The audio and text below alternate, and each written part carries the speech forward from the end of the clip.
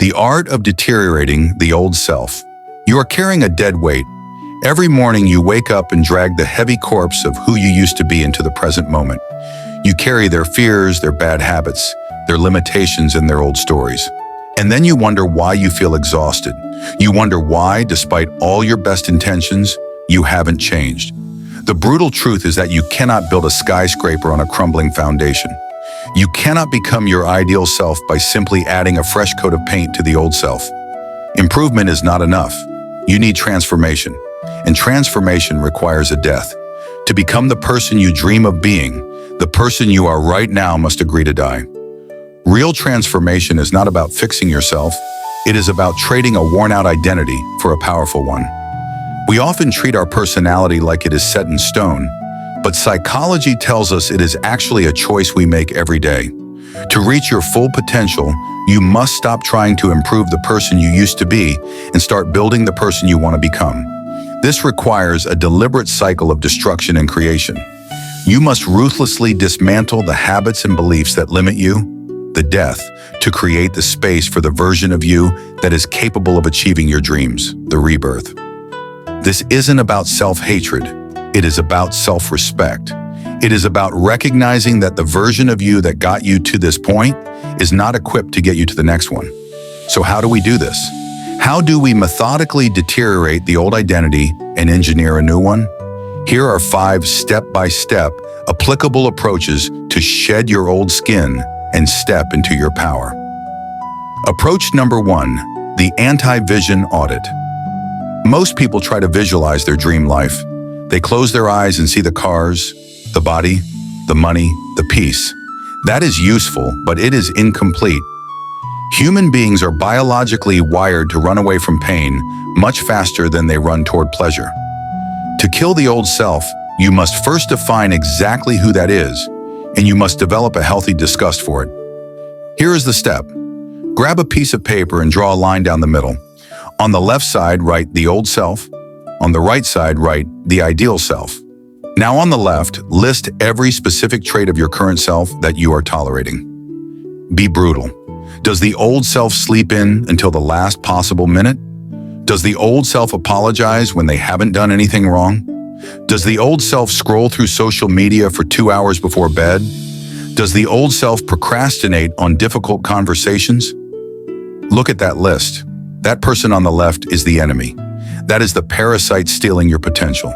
By writing it down, you are objectifying it. You are separating it from you. On the right side, write the antidote. If the old self is reactive, the ideal self is calm. If the old self is cluttered, the ideal self is minimalist. This document is your map. You now know exactly what you are destroying and exactly what you are building. Approach number 2, the environmental exorcism. There is a rule of human behavior that always wins. You are not stronger than your environment. Willpower is a battery and it drains quickly. If you put the old you in the old you's bedroom, surrounded by the old you's junk, you will inevitably repeat the old you's habits. Your environment is filled with invisible triggers. That messy desk triggers anxiety. That specific chair triggers Netflix. That empty fridge triggers ordering takeout. You cannot change your life if you are living in a museum of your past. Here is the step. You need to conduct an environmental exorcism. This weekend, spend 3 hours changing the stage. If you want to play a new character, you need a new set design, rearrange your furniture, move your bed to a different wall. When you wake up and the room looks different, your brain snaps out of autopilot. It signals to your subconscious that something has changed. Throw away the clothes that make you feel small, sloppy, or invisible. Clean off every surface, delete the apps that the old self used to waste time. When you look around your physical space, there should be no evidence of the person you used to be. The ideal self demands a space that reflects order, clarity, and purpose. Give it to them. Approach number 3, the actor's method. There is a massive misconception in self-improvement that you have to feel confident before you can act confident. That is backward. You must act confident, and the feelings will follow. Think of your ideal self not as a distant goal, but as a character in a movie. You have been cast to play this role. The cameras are rolling. What does the audience see? The old self has a specific posture. They walk with their head down, they mumble, they hesitate.